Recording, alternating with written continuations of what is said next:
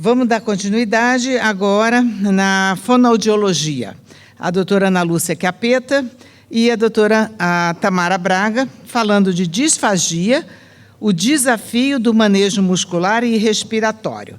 A doutora Ana Lúcia, ela é doutora em ciências da Universidade Unifesp, EPM, mestre em neurociência da Unifesp, EPM, especialista em motricidade orofacial pela CFFA, Conselho Federal de Fonoaudiologia, desculpa. Membro do Conselho Administrativo e do Comitê da Associação Procura da Ela. A Tamara, ela possui especialização em deglutição, voz e fala, em alterações neurológicas e oncológicas, tem aprimoramento em disfagia e atuação hospitalar, possui pós-graduação em Neurologia Clínica de Reabilitação na Unifesp, fonoaudióloga do Grupo Multidisciplinar de Enfermidades Neuromusculares, em Dom Minas, que chama assim? Dom Minas do HC, de Minas Gerais, da Universidade de Minas Gerais. Ela é membro do Comitê Científico da nossa Associação Procura da Ela.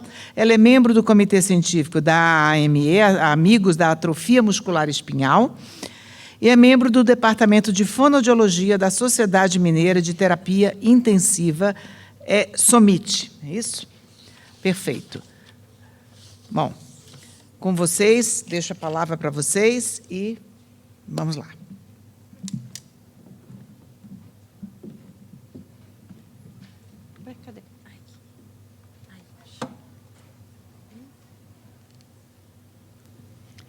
Boa noite a todos. Bom dia. Bom dia, boa noite é bom. Eu acho que é o problema. Sabe qual é o problema de quem trabalha demais? Que a gente vai juntando a noite no dia. Exatamente. E você já fica pensando na hora de voltar para casa. Então, vamos lá. Bom, acordou todo mundo pós-lanche. Então, vamos lá. Um bom dia a todos. É um prazer enorme estar aqui participando do nosso reencontro, do nosso simpósio presencial, depois de alguns anos somente online. É a possibilidade de nos conhecermos pessoalmente, de termos essas conversas no coffee, então, não só as palestras, mas de conversar pessoalmente, até tirar dúvidas pessoalmente. É um prazer enorme também, uma honra, estar aqui com a doutora Tamara Braga. Então, esta apresentação, ela vai ser um pouco diferente de outras, porque nós faremos um jogral. Falaremos as duas juntas, estamos bem pertinhos para que uma possa beliscar a outra se ultrapassar muito tempo. Tá? Então, vamos dividir até o mesmo púlpito. Então, eu começo a nossa apresentação de hoje, sobre disfagia, o desafio do manejo muscular e respiratório. Nós devemos lembrar que a doença do neurônio motor é uma doença que compromete a unidade motora. Portanto, nós não levamos inervação suficiente e satisfatória para determinados grupos musculares. Quando nós falamos de funções bulbares, são funções que comprometem determinados grupos musculares. E o indivíduo com doença do neurônio motor, ele pode ter uma disfunção bulbar, ou no início, a doença começar por essa disfunção, ou na evolução da doença, se ele tiver um início apendicular. De qualquer maneira, ele pode vir a ter comprometido músculos responsáveis pelas funções respiratórias, fonatórias e deglutitórias. E como será que eu devo olhar este distúrbio, acompanhar este distúrbio, e quais são as inter-relações entre a função básica desse sistema, que é a respiração, com as demais funções de fonação e deglutição. E, para isso, eu dou a palavra para a doutora Tamara Braga, para que ela inicie a nossa apresentação. Muito bem, bom dia a todos. Como sempre, muito bom revê-los, estarmos juntos e poder dar prosseguimento a esse contato que a gente tem muito pelo mundo virtual, A gente pode pensar, quando a gente fala desafio muscular e desafio respiratório, é porque a gente não pode desconsiderar que todos esses sistemas eles funcionam em conjunto. Então, quando a gente pensa no sistema respiratório, a gente tem 3 grandes grupos musculares. A musculatura inspiratória, que é responsável pelo processo de ventilação. Então, a musculatura inspiratória nos permite gerar o volume pulmonar. A musculatura expiratória, que auxilia, que dá o suporte para funções de expiração forçada, então, para a fala, para a fonação, para a deglutição, dá suporte também para a tosse. Então, são 2 grandes grupos musculares respiratórios, os músculos inspiratórios e os músculos expiratórios. A gente também leva em consideração a musculatura da via aérea superior, que é aquela famosa musculatura bulbar, que vocês tanto escutam a gente falar. Essa musculatura, ela também participa do sistema respiratório. Então, quando a gente fala, né, nossa, mas fono está falando de respiração, é porque é impossível a gente separar. A gente fala muito das funções estomatognáticas. São todas essas funções que a gente faz com a cabeça, com a boca, com o pescoço, que essas estruturas participam desse processo. São elas a voz, a fala, a deglutição, a mastigação e a respiração. E a respiração é base de todas essas. E essa musculatura alta, ela participa, não, né, então, como eu falei, não só da voz, da fala e da deglutição, como também participa da respiração. Então, essa musculatura bulbar, ela também participa do sistema respiratório e ela funciona em conjunto com essa musculatura que a gente fala que é da bomba ventilatória, desses músculos que permitem essa mecânica ventilatória que faz com que a gente possa inspirar e expirar, inspirar e expirar. Só que, no meio de tudo isso, quando o ar sai, a gente utiliza esse ar para falar, para engolir também. Ok. Tá sim. Oi.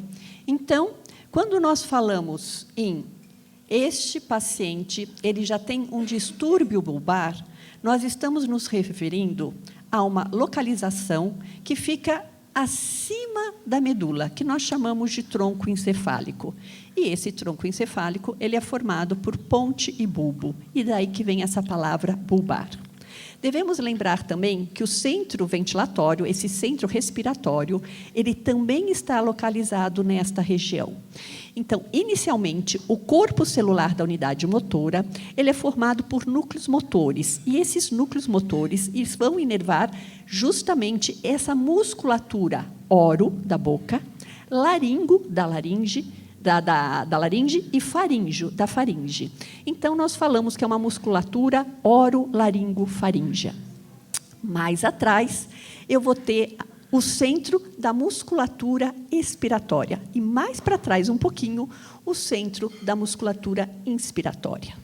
E nós vamos perceber que, para falar, primeiro eu preciso inspirar, eu preciso desse volume. E depois, eu preciso exalar, eu preciso expirar, e este ar expirado, ele passa a ser articulado por essa musculatura para que eu tenha uma boa precisão fonoarticulatória.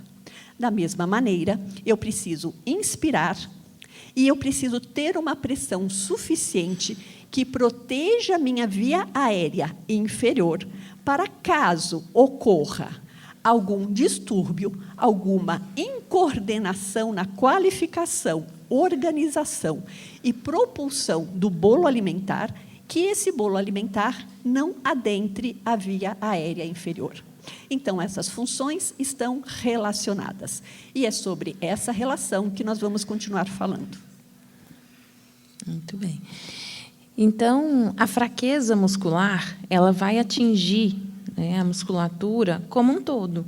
Então, a fraqueza não é só em musculatura do que a gente chama de apendicular. Então, não é só uma fraqueza nas pernas, não é só uma fraqueza nos braços. Embora, em algum momento, o sintoma possa ser só esse, a gente sabe que, na verdade, todos os grupos musculares podem ser afetados pela questão da fraqueza muscular. E essa fraqueza, ela vem da própria fisiopatologia da doença, ou seja, da própria doença. É a principal manifestação, na verdade, de todas as doenças neuromusculares.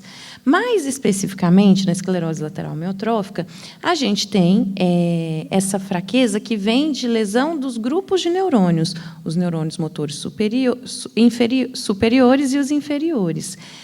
Não podemos nos enganar pensando que, às vezes, aquela musculatura que fica um pouco mais rígida, que tem muito espasmo, que pensando que esse músculo está muito forte, porque, na verdade, ele também sofre com os efeitos de fraqueza.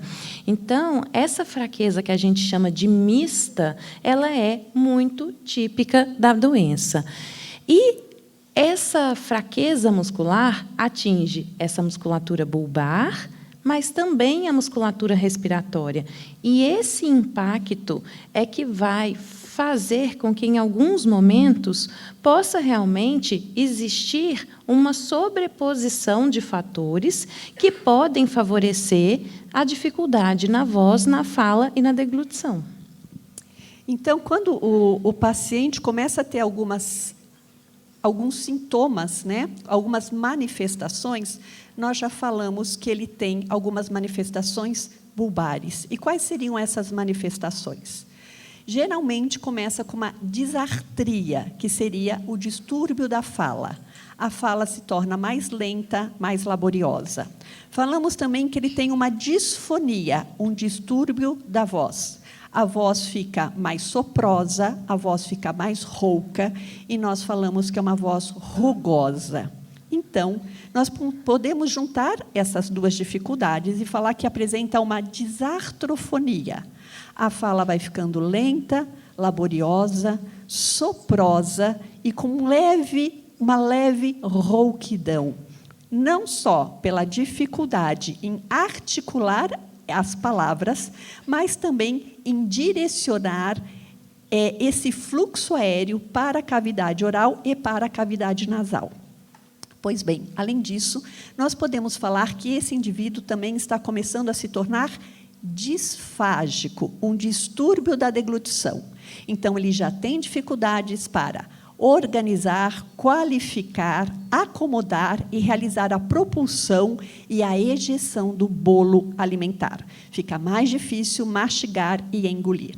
Podemos falar também que essas dificuldades estão associadas com a respiração, que é a dispneia, já bem explicada pelo Dr. Eduardo Vital. E podemos falar também que ele tem uma distocia, ou seja, que ele tem um déficit na tosse. Se, por acaso, ele engasga, ele tem uma tosse fraca, com uma dificuldade de limpar essa via aérea inferior. Muito bem. Então, essa fraqueza muscular, né, essas alterações musculares que vão gerar essas manifestações que a Ana acabou de passar para a gente, elas, como eu falei também, elas são essa combinação de uma alteração da musculatura da orofaringolaringe e da musculatura respiratória. A fraqueza muscular inspiratória faz com que esse paciente, né, comece a ter uma dificuldade em gerar o volume pulmonar. No início, começa a ser aquela dificuldade de suspiro, né?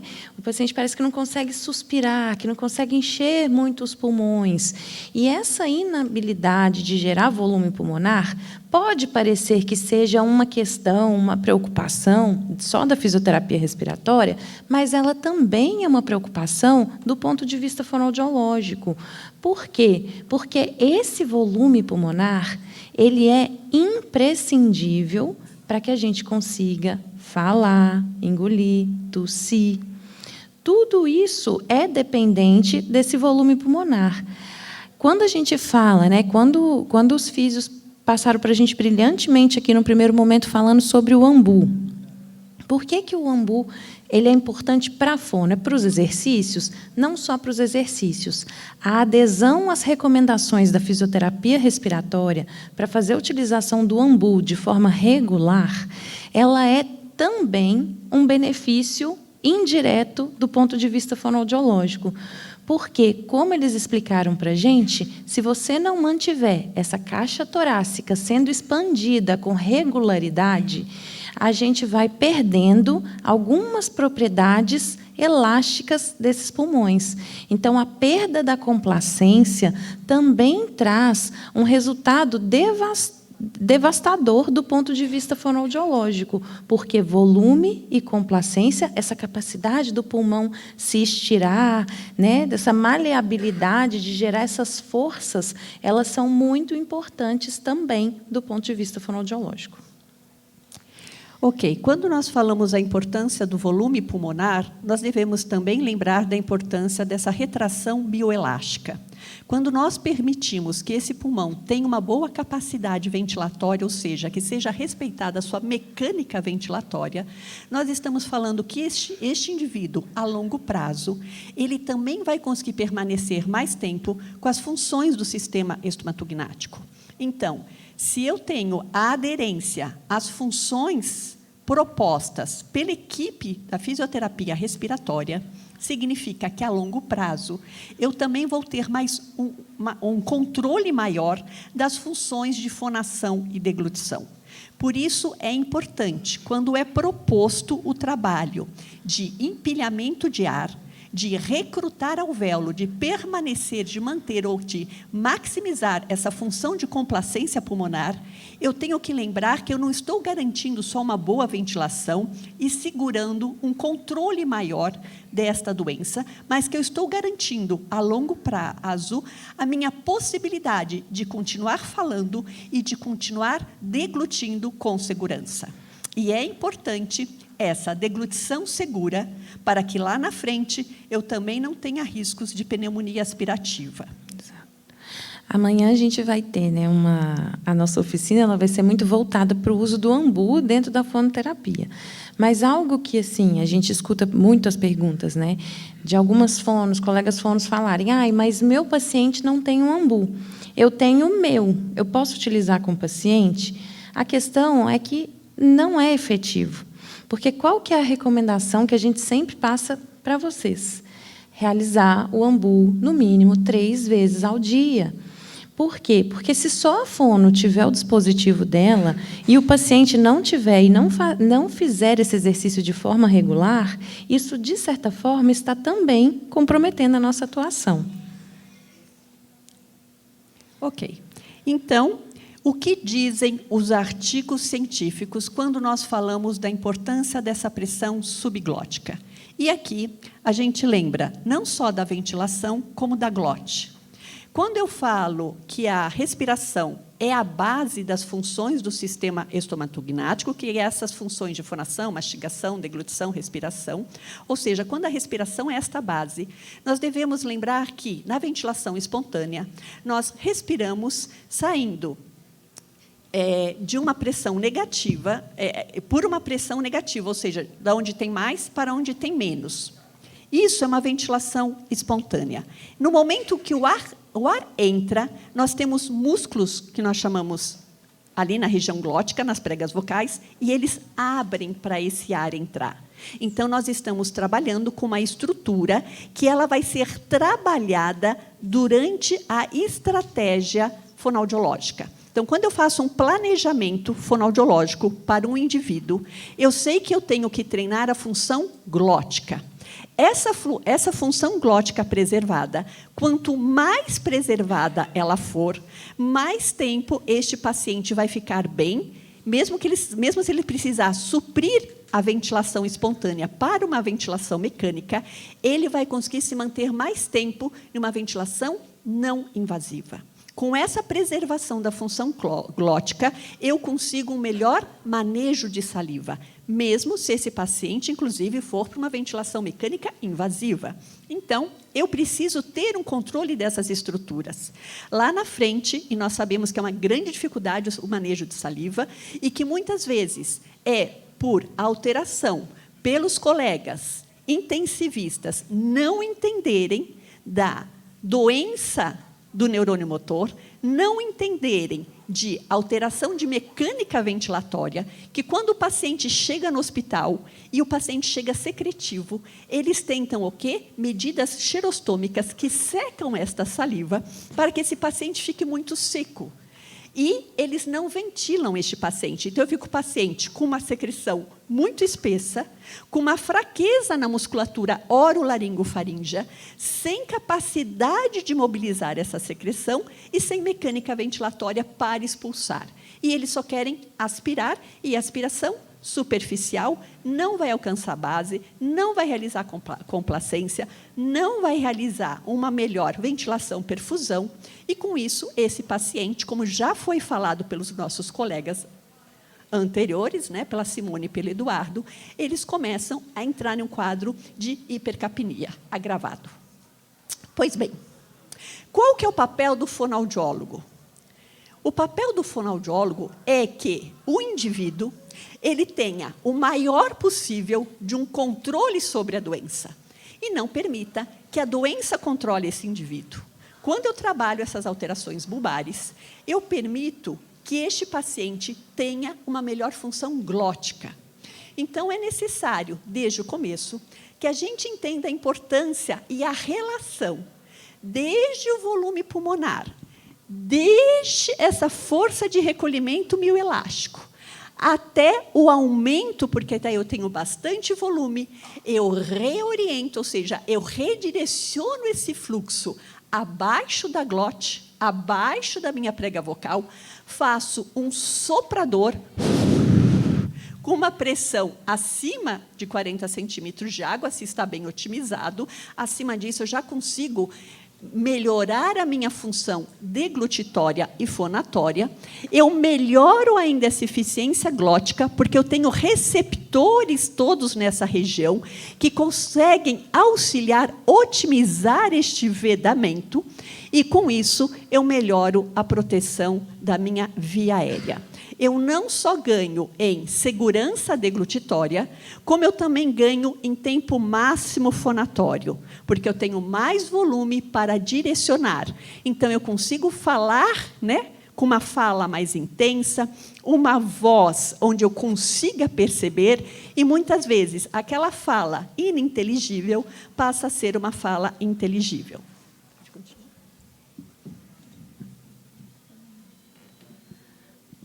Muito bem.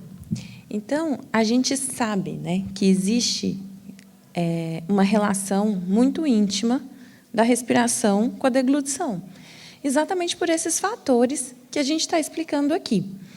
Então, muito se estuda sobre essa correlação respiração-deglutição, porque a gente entende que existe no sistema respiratório uma neurorregulação para que a gente consiga executar todas essas funções. Então, vamos pensar. Na mesma boca, na mesma garganta, nessa mesma região onde passa ar para a gente respirar, é o mesmo local que a musculatura precisa de se transformar para a gente conseguir engolir. Então, respiração e deglutição fazem parte do mesmo espaço anatômico e também da mesma rede neural. São os mesmos nervos que estão inervando essa musculatura.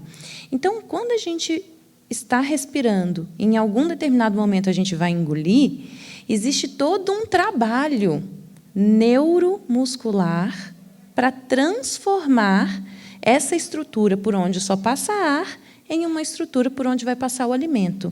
Respiração e deglutição são duas funções que não podem coexistir. A gente não pode respirar e engolir ao mesmo tempo, porque, se nós o fizermos, o que vai acontecer? A gente pode aspirar, a gente pode engasgar. Sabe quando a gente come alguma coisa, aí fala, não, peraí, que parece que foi para o lugar errado? Não parece, foi. Mas é porque existem vários mecanismos de proteção. Mas tudo isso é uma neurorregulação, é uma transformação pelo nosso sistema neuromuscular. E onde está a dificuldade do nosso paciente com ela? exatamente na estrutura neuromuscular. Então, é uma musculatura que, por mais que existam os comandos, ela não consegue responder a tempo para fazer, em alguns momentos, na rapidez que a gente necessita, a transformação desses sistemas. E esse é um motivo pelo qual a gente explora tanto a correlação dessas duas funções, respiração e deglutição. E estas demandas, né, de deglutição sobre o aparelho respiratório, elas são extremamente complexas. Por quê? Primeiro ponto que a gente tem que entender: as fonos sempre vão perder para o fisioterapeuta respiratório. Por que eu brinco assim? Porque a respiração é a função vital. Nenhum ajuste fonoaudiológico que possa favorecer a voz, a fala e a deglutição podem se sobrepor à função respiratória. Então, é por isso que a gente trabalha tanto em conjunto com o fisioterapeuta respiratório. O nosso próprio sistema nervoso central, ele vai, ao longo do que a gente vai executando, ele vai transformando esse sistema respiratório conforme a função que a gente quer executar. A respiração de vocês, que estão aí sentadinhos, só ouvindo a gente falar, tem um padrão completamente diferente do meu, que estou falando, por exemplo, aqui nesse momento. Eu uso 2 vezes mais ar do que vocês que estão sentados só respirando. Por quê? Porque o meu sistema nervoso central está reconfigurando a minha respiração para que eu possa conseguir falar para vocês. A mesma coisa acontece no momento da deglutição. O centro gerador de padrão, lá no nosso tronco encefálico, no bulbo, o bulbo da função bulbar, olha como está tudo correlacionado. Ele vai comandando e regulando todo o meu sistema respiratório para que eu consiga executar a função, e não é diferente durante a deglutição. Existe lá uma chavinha que liga e desliga para a gente conseguir engolir. Para a gente engolir, então, é necessário desligar a chavinha da respiração. Então, todo esse ajuste ele é feito de forma fisiológica. Vou até pular um pouquinho, vou fazer um comentário lá da frente, que daqui a pouco a gente vai falar. Mas por que quando o paciente está utilizando a ventilação mecânica, seja ela não invasiva, ou seja ela invasiva, tem vários momentos que a fono fala, para fazer essa avaliação eu preciso do fisioterapeuta respiratório, que é porque o fisioterapeuta respiratório vai fazer o papel do cérebro, vai fazer o papel do sistema nervoso central e regular os parâmetros ventilatórios conforme a nossa demanda funcional. Por isso é muito importante, quando você está avaliando ou você está junto com o seu profissional, com o fonoaudiólogo especializado, que de vez em quando seja feita uma avaliação em parceria. Muitas vezes, se eu já tenho uma dificuldade de suprir as minhas necessidades proteico-calóricas, eu estou perdendo peso, mesmo me alimentando via oral, será que é necessário fazer mudanças? E aqui eu não estou falando só mudanças de uma via alternativa de alimentação, mas eu também estou questionando mudanças no parâmetros ventilatórios, e muitas vezes torna-se mais seguro, mais eficiente, e você consegue, daí, melhorar o seu aporte proteico-calórico, muitas vezes, se você deixa de se alimentar na ventilação espontânea e passa a se alimentar numa ventilação não invasiva. Pode passar? Então, quando nós falamos em ventilação não invasiva, muitas vezes o fonoaudiólogo ele precisa começar a treinar o indivíduo com doença do neurônio motor a se alimentar na ventilação não invasiva. Mas a ventilação mecânica, ela tem um ciclo respiratório. Ela tem uma fase inspiratória e ela tem uma fase expiratória. Então, eu não posso colocar este indivíduo numa ventilação mecânica e falar para ele, quando você tiver vontade de engolir, você engole. O risco de aspiração pode ser muito grande.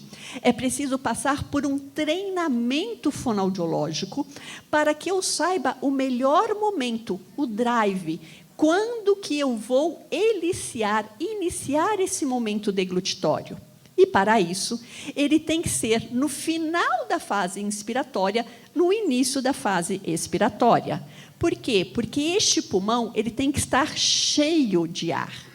E eu tenho que já iniciar com essa propriedade mioelástica de contração, para que eu aumente aquela pressão subglótica, para, na hora em que eu estou qualificando, organizando, projetando e ejetando, ou seja, na hora que eu vou fazer o gol, colocar minha bola na cesta, eu esteja com aquela força pressórica protegendo a minha via aérea inferior. Então, tem um treino. Este treino, geralmente, nós começamos com a fonação. Então, muitas vezes, vocês vão observar um profissional especialista pedindo apenas uma contagem, um I contínuo. Por que o som I? O som I é a nossa vogal, onde a gente mais eleva a laringe e aduz a prega vocal. Então, eu estou fazendo justamente um movimento de elevação que, quando eu degluto, eu preciso elevar e aduzir, fechar a glote, e eu estou treinando isto no momento daquela exalação. Então, o indivíduo ele começa a ter uma melhor propriocepção neuroregulatória daquele momento exalatório. É este momento que ele vai falar, é este momento que ele vai deglutir. E daí eu começo a contagem, para que ele entre em sincronia. Vocês ouvem falar muito de assincronia do aparelho ventilatório, mas tem uma assincronia, fonação, ventilação, e tem uma assincronia, deglutição, ventilação. Então, eu preciso de sincronia, não só com o aparelho, que ele não brigue com o aparelho, que ele esteja respeitando o ciclo ventilatório, mas também que as funções do sistema estomatognático estejam associadas na fase exalatória, na fase da expiração. O que dizem as pesquisas? Se este indivíduo ele não conseguia essa sincronia, não passou pelo treino, ninguém avisou, ele acha que quando está entrando naquela pressão muito de ar, ele está mais seguro, e não quando está naquela pressão menorzinha, que é o momento exalatório. Então, ele tenta competir. O cérebro dele, nós sabemos, não é para competir, é para sincronizar. Então, eu preciso sincronizar qual que é o momento de eu iniciar a fonação, qual que é o momento de eu iniciar a deglutição. E será que esses parâmetros ventilatórios me dão volume, frequência, tempo, rampa, onda suficiente para eu ter essas funções? Então, é necessário uma parceria multiprofissional entre o fisiorrespiratório e o fonoaudiólogo para que este paciente esteja adequado para fonar e esteja com uma deglutição segura. O que dizem os artigos científicos? Os artigos científicos falam que, se esse indivíduo está bem ventilado, uma vez que ele sofre de um distúrbio ventilatório restritivo, como nós já falamos, ele não tem mecânica ventilatória, tá? Então, eu não tenho essa pressão exalatória suficiente para fonar e para proteger a via aérea. Mas, se ele está bem ventilado, ele consegue, mesmo com maiores volumes de alimento, deglutir de maneira segura.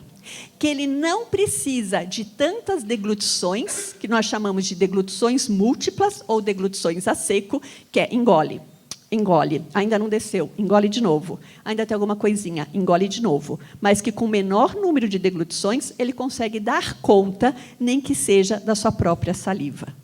E, com isso, não só temos um melhor direcionamento do alimento, como também um melhor manejo de saliva.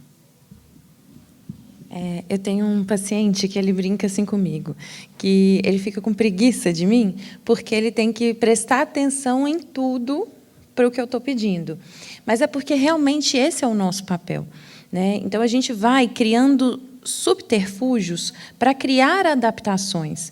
Então, quando a gente pede para o paciente, olha, presta atenção na alimentação, tenta evitar que tenha uma televisão ligada, que tenha qualquer coisa te distraindo, para você manter o foco na alimentação.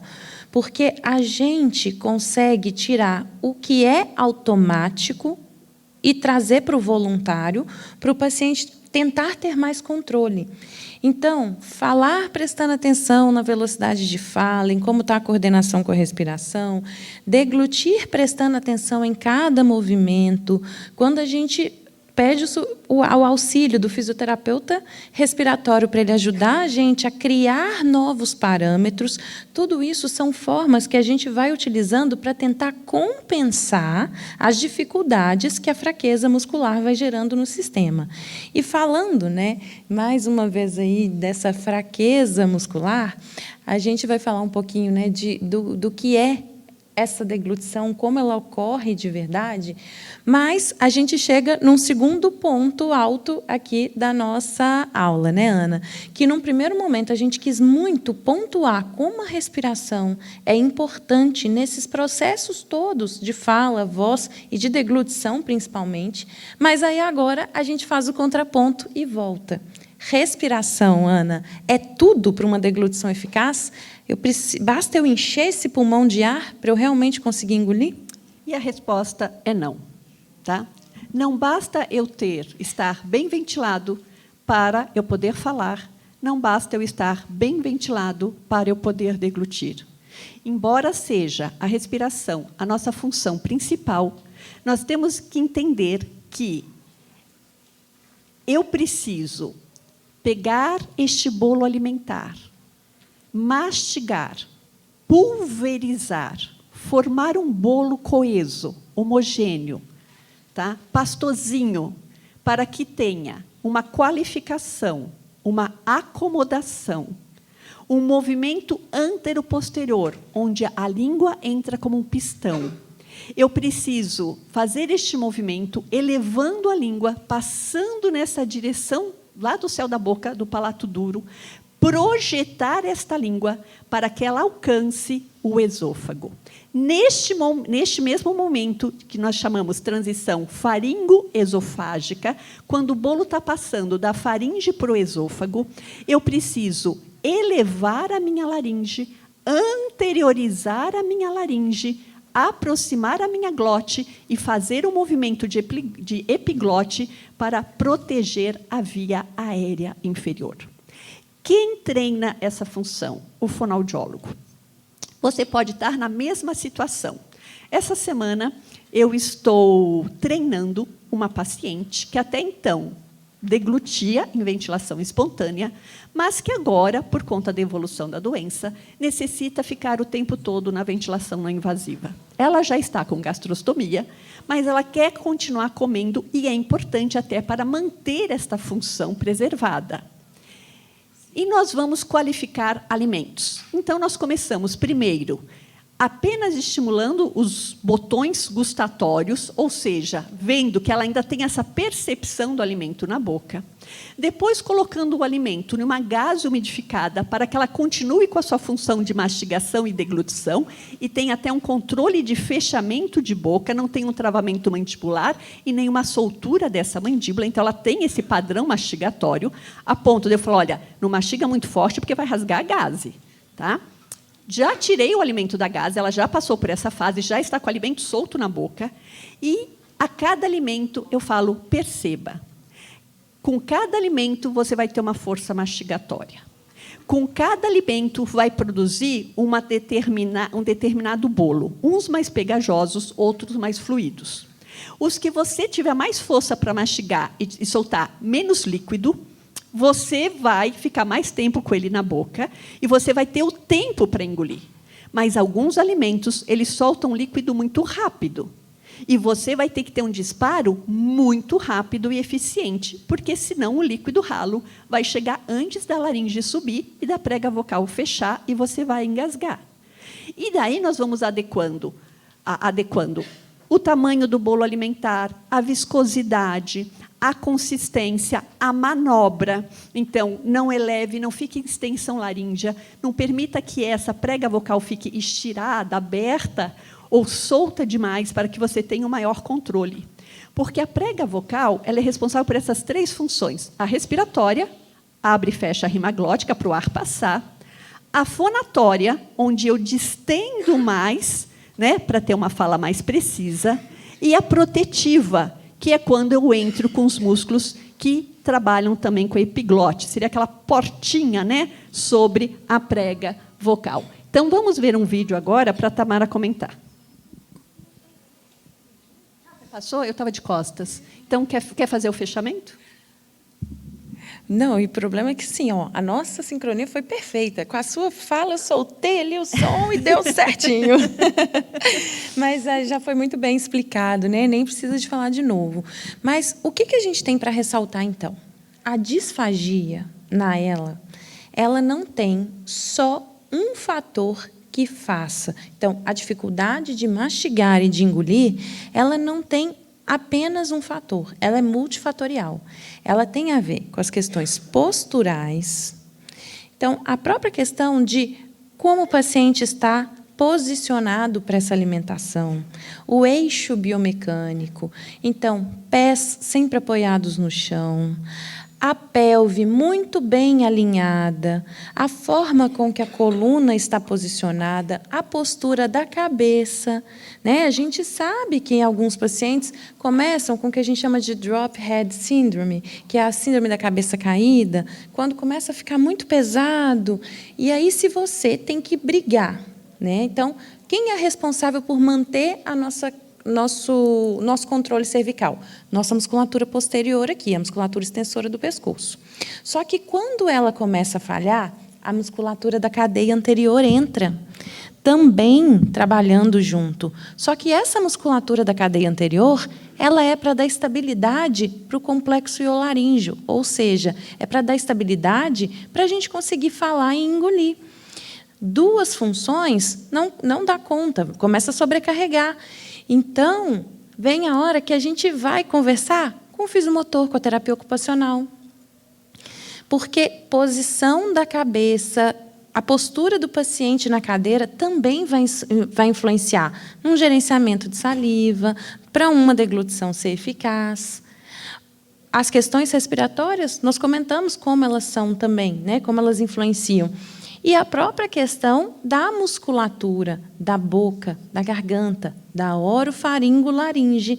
Tudo isso, então, em conjunto, favorece as dificuldades de executar a função de deglutição com eficácia e com eficiência. Isso tudo que a Ana comentou, ela explicou para a gente também, é o que nós chamamos de jogo pressórico da deglutição. Então, a gente precisa de ter pressão respiratória para deglutir adequadamente? Sim, só que não também tão alta pressão. A gente precisa de ter um volume pulmonar adequado, mas esse volume ele não pode ser nem tão alto e nem tão baixo. Fisiologicamente, nós deglutimos em volumes médios pulmonares. A gente deglute com cerca de 50% da nossa capacidade vital. Esse é o padrão fisiológico. Vocês já viram que, às vezes, né, os pacientes que já fazem ambu, quando enche demais o pulmão de ar, primeiro solta o ar e depois consegue falar? Ou, às vezes, até tossir fica difícil quando tem ar demais? Isso é por quê? Porque a laringe não dá conta de pressões tão altas. Então, a gente precisa de ter a pressão ideal na via aérea, que seja suficiente para gerar as forças de recolhimento, que seja suficiente para os nossos receptores de pressão subglótica informarem a nossa formação reticular para poder conseguir controlar toda a fase faríngea da deglutição. Então, não pode ser tão baixo e não pode ser tão alto. Estudos mostram que deglutições que acontecem com volumes muito baixos no pulmão, elas tendem a ter uma ineficácia da fase faríngea. Sabe o que quer dizer? Que quando tem pouco ar nos pulmões, a gente não consegue deglutir com eficiência. É por isso que tem os casos que a Ana comentou, em que os ajustes ventilatórios, em que os exercícios vão fazer com que esse paciente possa deglutir melhor. Mas não é só isso. Não é só isso. Tem toda a questão dessa musculatura alta que também precisa de gerar essa pressão.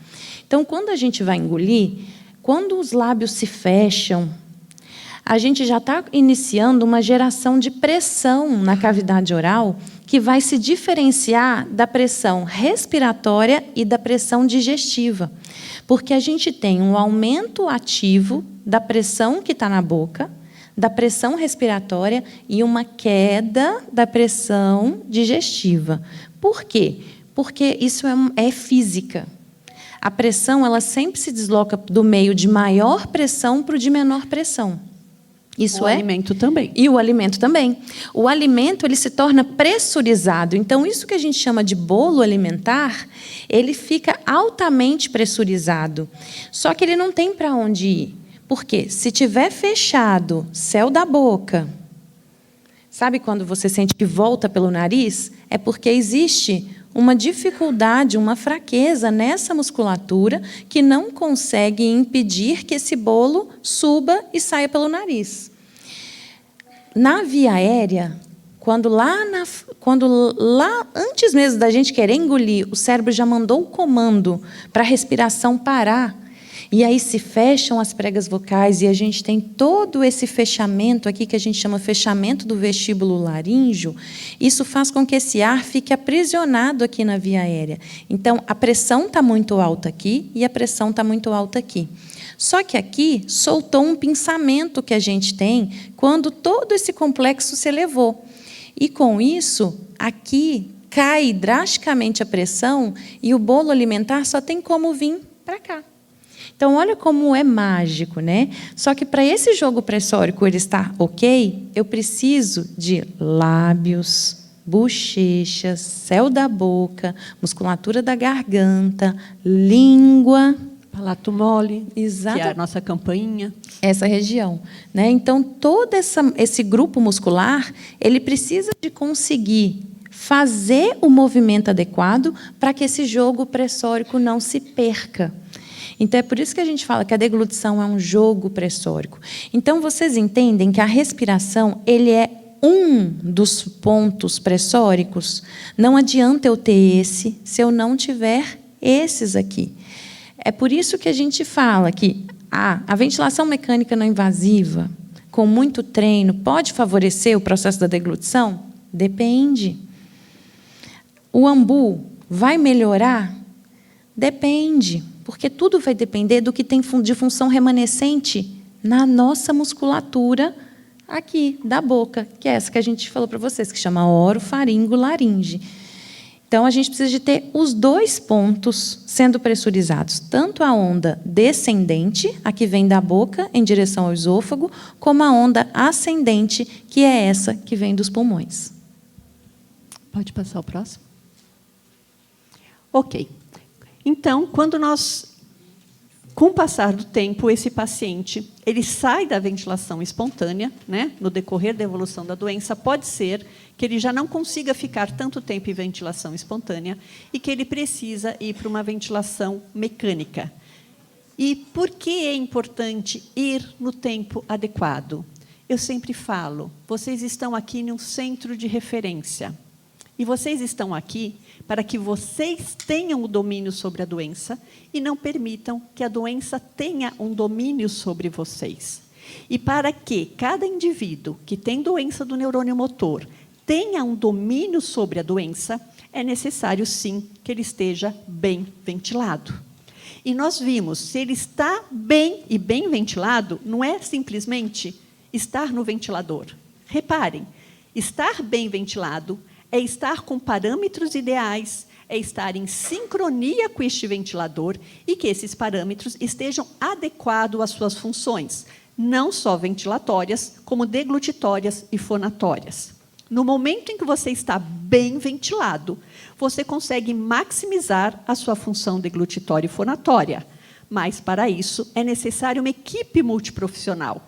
Deixe o terapeuta ocupacional, que foi lá, organizou a cadeira que você vai se alimentar, organizou sua cadeira de rodas, colocou um apoio de cabeça, permitiu que não houvesse extensão laríngea, organizou a cama, o travesseiro, a maneira de comer, o utensílio, até o fonoaudiólogo, que foi e fez um treinamento miofuncional para pressurizar esta cavidade oral, maximizar essas válvulas pressóricas, o lábio, a bochecha, a campainha, para que esse bolo esteja ali bem pressurizado, para que essa língua leve este bolo alimentar até o esôfago. E daí nós começamos a dominar a doença. Nós começamos a estar mais tranquilos, mais em sincronia com a doença. E podemos passar, se eu não consigo ficar em ventilação espontânea, muitos anos na ventilação não invasiva, com melhor manejo de saliva e conseguindo ter a capacidade, que se não seja de comer uma alimentação, como eu tinha uma dieta livre antes, mas que eu tenho uma dieta adaptada de conforto. Pode passar? Quer começar?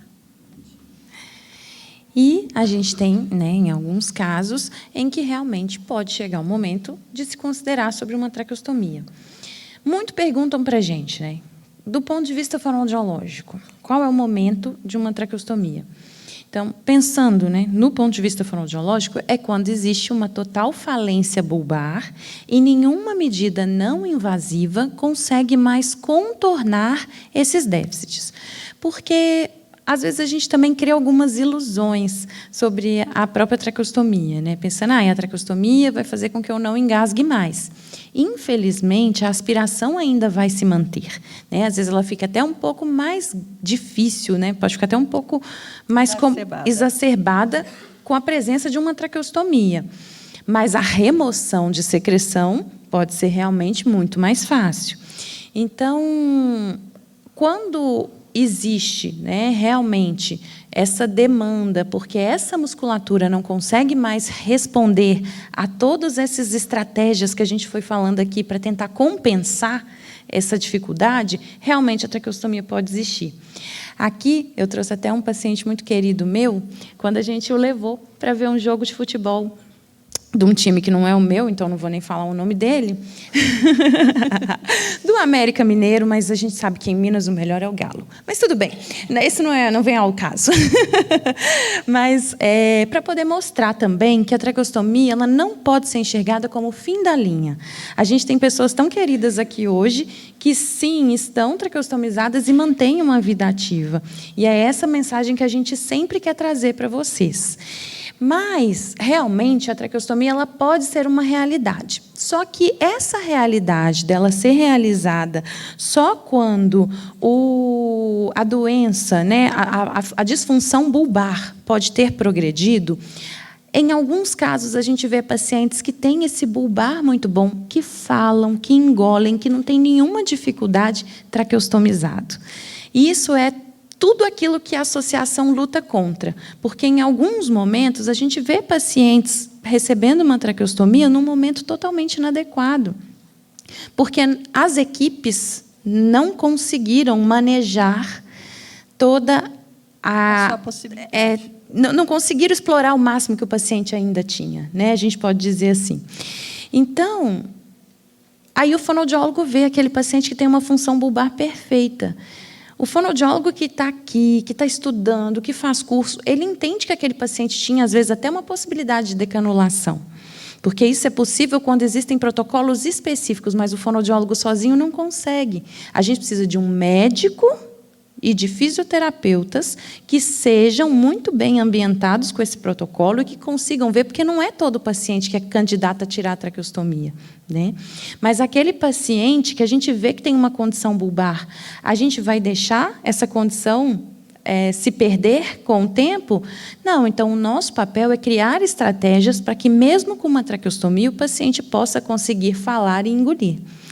Existem várias perguntas para a gente no grupo, quase que diariamente, sempre falando, meu familiar fez aqui uma traqueostomia, mas ele comia, ele ainda pode comer? A nossa resposta é sempre, depende, precisa dar uma avaliação de físio e de fono.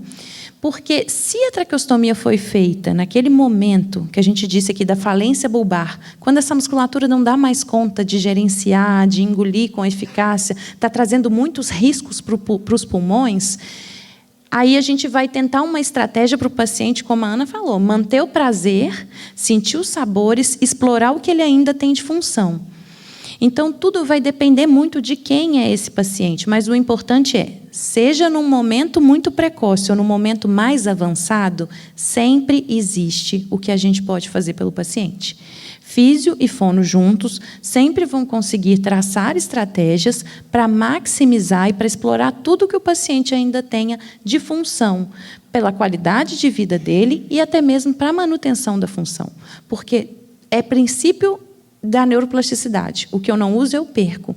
Então, todo grupo muscular que fica parado em desuso joga no time da doença, joga no time da atrofia, da perda de massa muscular e de função. Então, a principal mensagem é: existem estratégias para trabalhar com paciente tracostomizado, seja em qual etapa da doença for. O ideal é que fosse sempre naquele momento mais indicado. Mas pode acontecer de nós, profissionais, nos depararmos com pacientes que têm função muito boa para ser explorada. E aí a gente tem as estratégias, né? A estratégia de utilizar o próprio escape de ar do balonete ou a nossa estratégia ouro, que é a colocação de válvulas de fala e de deglutição. Nesse último mês, eu adaptei 2 válvulas de fala e deglutição em pacientes distintos. Vou falar só desses 2 casos, que são casos que eu fiz agora nessa última semana. Tá? Um paciente foi feito precocemente, muito precocemente. Até ir para o hospital, ele falava tudo, fala inteligível e comia dieta geral. Então, ele chegou para mim com toda a capacidade da adaptação. Essa adaptação é feita em parceria. Vai o fonoaudiólogo e o fisioterapeuta respiratório especializado. Por quê? Quando a gente coloca uma válvula de fala e deglutição, a gente procura sempre indicar uma cânula que tenha um supracuff. O que seria isso? Esses pacientes, eles são altamente secretivos, produzem muita saliva.